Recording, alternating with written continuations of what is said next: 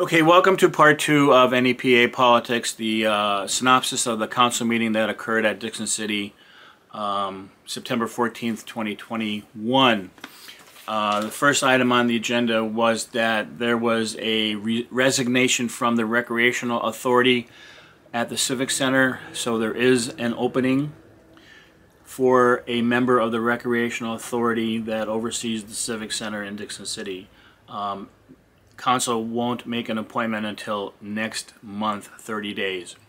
There are 2 names that have been thrown around by the council to be appointed, and if anyone is interested in being a member of the Recreational Authority, then I suggest you ask or submit your letter to council that you want to be approved or at least looked at for the Recreational Authority. Okay, the next item on the agenda was pretty big with the police officers and the chief. There was a resignation of a part-time police officer. He went to another borough for a full-time police officer job. So we don't have many full-timers anymore, and you have to remember that full-time are the only ones that do give money into the pension. Part-timers do not. So here's the problem. The borough needs to advertise for a civil service list for full-time police officers. That list has to be advertised, it has to be put together, and it could take up to 6 months to get that list available. So if there are any police officers that want to work in the borough of Dickson City for full-time, then you have to apply and wait for that list to come out and put your name on that list. And I think you know how to do that if you've been doing it before, but the borough has to advertise for the list, and that should take about 6 months. So that's the last part of this part of the council meeting. Okay, next on the agenda was a resolution for a Monroe County LSA grant application for Bradley Memorial United Methodist Church.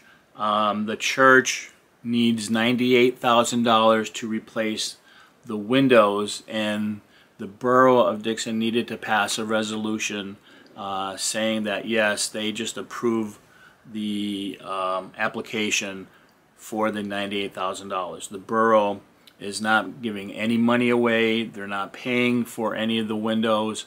There's no application fee. It's just a resolution of saying yes, we approve of you getting this grant for the windows. And I'm supposing that all the other boroughs and maybe the city of Scranton and maybe the city of Carbondale is passing the resolution or has been asked to pass the resolution as well.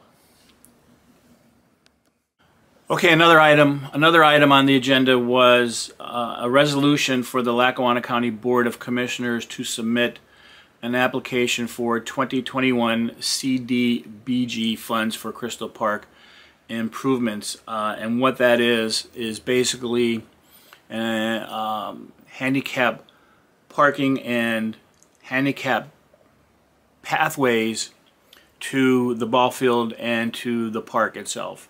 So they want to have some improvements on the park through a grant. Even though this is a 2021 CDBG grant, it's going to be for next year for those improvements for the Crystal Garden Park. Okay, the next one on the agenda is a long one. It was about the flooding that occurred in May on the Dundas Street culvert and Grant Street culvert, the alleyway there. So there was a nice discussion from the people and the borough residents and from the council. So I'm just going to make a synopsis of this. The The last two storms that occurred put more debris back into the culvert, so that's set back cleaning the culvert for another month. The borough manager has stated that it should take another month. By the end of September, they should be done at least with the borough part of it and cleaning it out. And by the end of October, PennDOT should be done with paving the road, and then the Dundas Street would be back open to the public. That's part one of it. Number two is the borough, regarding the culvert, because we have several culverts in the borough wants to buy equipment to keep the culverts clean, and they can use this equipment on a regular basis to keep the culverts running freely. The grant they want, or a loan, is up to $500,000. It's not going to be exactly 500. It could be less than that, but they want the grant to be right at $500,000 for that equipment. Because if you do $100,000 loan for equipment and you only get $50,000 and you need more than that, then that's the wrong way to do the loan. Then you'll need more money out of the account, out of the general funds.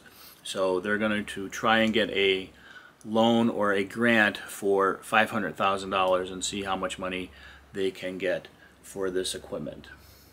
Also, the residents have asked council to try and get the state representatives and the federal representatives, Bob Casey, involved in that. Council has said they spoke with every single member, elected official, and nothing has been happening.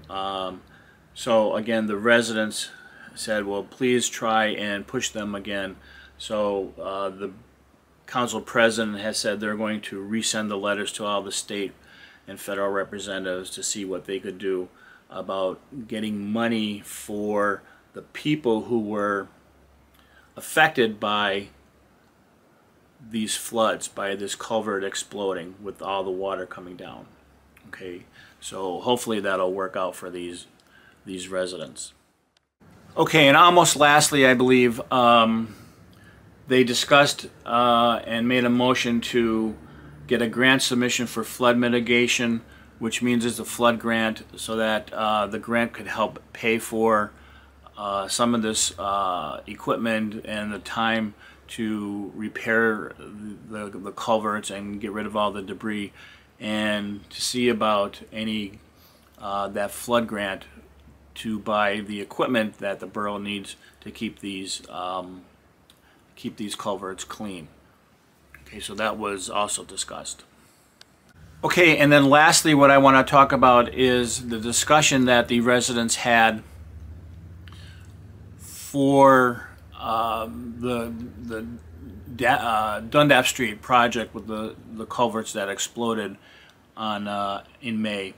There were several people that made comments that they're having a problem getting money and refunded from not so much the borough but from the state because their basements have been destroyed.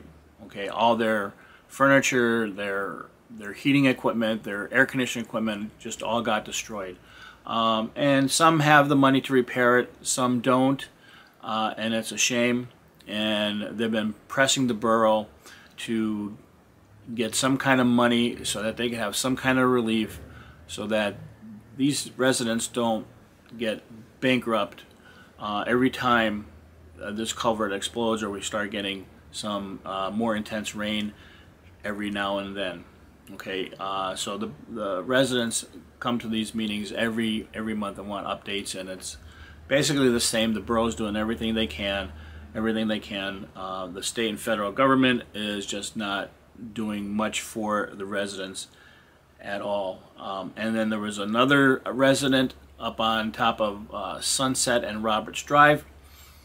She discussed the problem with her house, where every time it rains, the water comes down from the hill above her, and it just wrecks her basement every time. So there are no storm drains by her house at all on Roberts Drive, which should divert the water. So the discussion was they are looking at it, but Dundas Street is a priority to get that fixed first, and it will take a couple years to either survey Roberts Drive and to see where the storm systems can be rerouted and where the storm drains can be put in there. So that was a discussion as well. All right, so I think that's the end of the council meeting in Dickson. If you want, please comment below, subscribe, and share this with others so that we can get more subscribers and more viewers on this channel. Thank you.